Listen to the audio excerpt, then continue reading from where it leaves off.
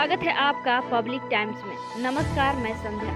तो चलिए बिना देरी किए जानना शुरू करते हैं बिहार की खास खबर को। मुख्यमंत्री नीतीश कुमार मंगलवार को स्वास्थ्य विभाग की 1919 करोड़ की लागत से कई योजनाओं का उद्घाटन व शिलान्यास करेंगे। स्वास्थ्य विभाग के आधिकारिक सूत्रों के अनुसार मुख्यमंत्री द्वारा 900 एएनएम को नियुक्ति पत्र दिया जाएगा। साथ ही राज्य के पुराने 10 सदर अस्पतालों के नए भवनों का शिलान्यास भी होगा। स्वास्थ्य मंत्री मंगल पांडे ने बताया कि नए भवनों के निर्माण के बाद नए सदर अस्पतालों में प्रति अस्पताल 100 से 150 अतिरिक्त बेड का इजाफा हो जाएगा। उन्होंने बताया कि राज्य सरकार द्वारा सासाराम, नालंदा, सिवान, मधेपुरा, मुंगेर, समस्तीपुर, भागलपुर, मुजफ्फरपुर, गया और बेगूसराय जिला अस्पतालों के नए भवनों के निर्माण की आधारशिला रखी जाएगी। इसके निर्माण पर करीब 345 करोड़ रुपए खर्च होगा।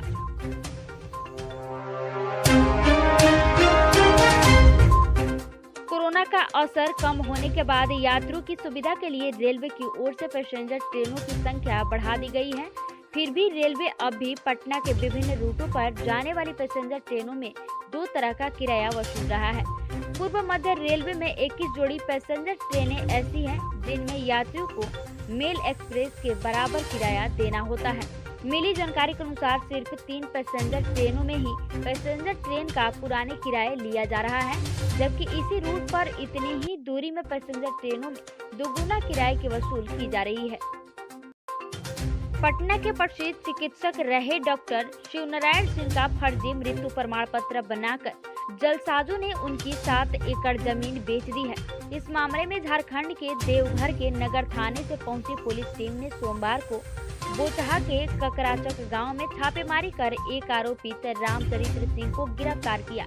टीम ने करीब 3 घंटे तक गांव में छापेमारी की, लेकिन बाकी 7 आरोपित अपने अपने घर से फरार मिले। उन सभी के नाम का वारंट देवघर पुलिस ने बोचहा थाने में रिसीव कराया है। कोर्ट से ट्रांजिट रिमांड लेने के बाद देवघर पुलिस रामचरित्र सिंह को लेकर लौट गई। बोचहा के थानेदार अरविंद कुमार ने देवघर पुलिस की छापेमारी की पुष्टि की। मालूम हो कि इस कांड में देवघर के आरोपित अजय कुमार देवघर जेल में बंद है। बिहार में कोरोना संक्रमितों की संख्या पिछले 24 घंटों के दौरान राहत देने वाली रही। वहीं एक संक्रमित के मौत की सूचना है। राज्य में 6 नए कोरोना पॉजिटिव पाए गए, जिनमें पटना जिले में 3, पूर्वी चंपारण में 1, मुंगेर जिले में 1 और समस्तीपुर जिले में 1 नए कोरोना संक्रमित पाया गया है। राज्य में कोरोना के एक्टिव संक्रमितों की संख्या बढ़कर 84 हो गई है। इधर राज्य में कोरोना का रिकवरी रेट घटकर अब 98.32% हो गई है। पटना में सोमवार को कोरोना के 3 नए मरीज मिले हैं। इसके साथ ही जिले में कोरोना के कुल एक्टिव मरीजों की संख्या बढ़कर 61 हो गई है। कोरोना के नए खतरे से निपटने के लिए जिले में सोमवार से कई नए उपाय किए गए हैं। सोमवार से कोविड कंट्रोल रूम चालू कर दिया गया है, जिसका टेलीफोन नंबर 2249964 है। इस नंबर पर कोई भी व्यक्ति कोविड से संबंधित जानकारी प्राप्त कर सकते हैं। इसके लिए 3 पालियों में कर्मियों की तैनाती कर दी गई है।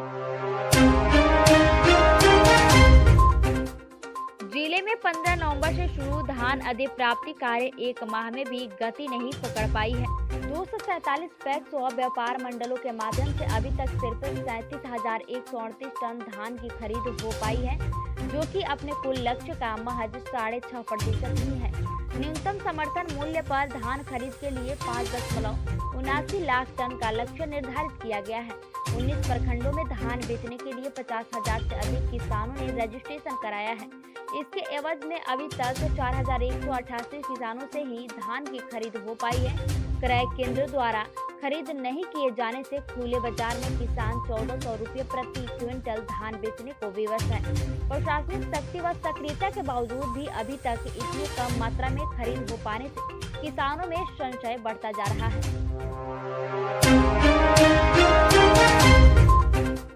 जमुई परिसदन में सोमवार की शाम विदेशी शराब की 100 से अधिक खाली बोतलें मिलने से सनसनी फैल गई। महंगी शराब की बोतलें मिलने से प्रशासन के हाथ पांव फूलने लगे हैं। वहीं डीएम ने मामले की जांच कराने की बात कही है। बताया गया कि ये बोतलें परिसदन के मुख्य द्वार से सटे गार्ड रूम के पीछे मिली है। परिसदन भवन में शराब कहां से आई और किसने जाम छलकाया, इसकी जिला प्रशासन और पुलिस को भनक तक नहीं लगी। मामले को लेकर कोई कुछ बोलना नहीं चाह रहा है। शराब की बोतलें मिलने से सूचना पर उत्पाद विभाग एवं पुलिस की टीम बोतलें जब्त कर छानबीन में जुट गई है। वहीं डीएम अवनीश कुमार सिंह ने मामले की जांच कराने की बात कही है। सूबे में ठंड देर से पहुंची है, लेकिन दुरुस्त होकर पहुंची है। लगातार तीसरे दिन ठंड अपने रंग में रहा है। पिछले 24 घंटों में लगभग 12 से 14 जिलों में न्यूनतम तापमान में आंशिक गिरावट आई, जिससे ठंड में बढ़ोतरी हुई। सबसे ज्यादा पारा कटिहार में 2.7 डिग्री तक नीचे आया है। हालांकि कुछ जिलों में न्यूनतम तापमान में आंशिक बढ़ोतरी भी हुई है। पूसा 2 दिन से सूबे में सबसे ठंडा था, जहां पारा 1 से 1.5 डिग्री तक ऊपर आया है। पटना मौसम विज्ञान केंद्र के मुताबिक पछुआ हवाओं के लगातार प्रवाह से सूबे में न्यूनतम तापमान में लगातार गिरावट आ रही है। अभी भी 8 से 10 शहरों का न्यूनतम तापमान 10 डिग्री से नीचे आ चुका है। पंचायत चुनाव में वोट डालने के लिए बूथ पर बायोमेट्रिक सिस्टम में अंगूठा लगाने के बाद एक महिला को 31,000 रुपये गंवानी पड़ी। मामला नवादा जिले के मोरमा बेलदारिया टोला स्थित नवसृजित प्राथमिक विद्यालय के बूथ नंबर 149 से जुड़ा है, जहां उसी गांव की महिला वोट डालने देवी वोट डालने गई थी। 8 दिसंबर को वोट डालने से पहले वोटर वेरिफिकेशन के तहत बायोमेट्रिक सिस्टम में उसने कर्मी के निर्देशानुसार अंगूठा लगाया। सारी औपचारिकताओं को पूर्ण कर मीना अपना वोट डालकर घर लौट गई, लेकिन 8 दिसंबर की शाम में मोबाइल पर आए मैसेज ने उनके होश उड़ा दिए। वाल्मीकि नगर मुख्यमंत्री नीतीश कुमार के दिल के बेहद करीब रहा है। एक समय था जब वाल्मीकि नगर तमाम प्राकृतिक संसाधनों के बावजूद विकास से दूर था, लेकिन जब नीतीश कुमार बिहार के मुख्यमंत्री बने तो पश्चिम चंपारण के दौरे पर जाने के बाद उन्होंने वाल्मीकि नगर की खूबसूरती को देखा और उन्होंने तय कर लिया कि वाल्मीकि नगर को एक बड़े पर्यटक स्थल के तौर पर विकसित किया जाएगा। इसके बाद उन्होंने अधिकारियों को निर्देश दिए कि वाल्मीकि नगर में विकास के कार्य तेज किए जाए। अगर आप भी पेट्रोल और डीजल की बढ़ती कीमतों से परेशान हैं और सीएनजी वाहनों को लेने का मन बना रहे हैं तो यह खबर आपके काम की है। दरअसल बिहार में भी पेट्रोल डीजल की बढ़ती दरों के बाद अब सीएनजी गाड़ियों की मांग बढ़ी है। फिलहाल पटना में लगभग 48,000 किलो सीएनजी की हर दिन खपत है। अब ऐसे में सरकार राजधानी पटना में 8 और नए सीएनजी स्टेशन खोलने की तैयारी कर रही है। मिली जानकारी के अनुसार 2022 मार्च तक पटना के कई दूसरे इलाकों में भी सीएनजी स्टेशन शुरू हो जाएंगे। फिलहाल पटना के अलग अलग इलाकों में 12 सीएनजी स्टेशन संचालित हैं।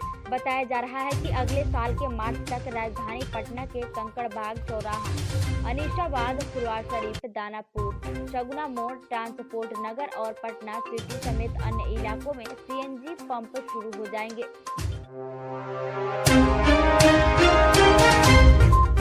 बिहार के गांव में इस बार बदलाव की आंधी बह रही है। 11 चरणों में पंचायत चुनाव संपन्न हो गया है। जिलों से मिले अब तक के अपडेट आंकड़े बताते हैं कि सर्वाधिक चर्चित पद मुखिया का रहा है और इस पद का लगभग 80% नए चेहरे जीत कर आए हैं। सिर्फ 20% मुखिया अपनी सीट बचा पाए। अंतिम चरण यानी 11वें चरण की मतदान मंगलवार देर तक जारी रही और फाइनल नतीजे आने के बाद इस आंकड़े में बदलाव की गुंजाइश है, लेकिन पुराने लोगों को नकार देने का ट्रेंड जारी है।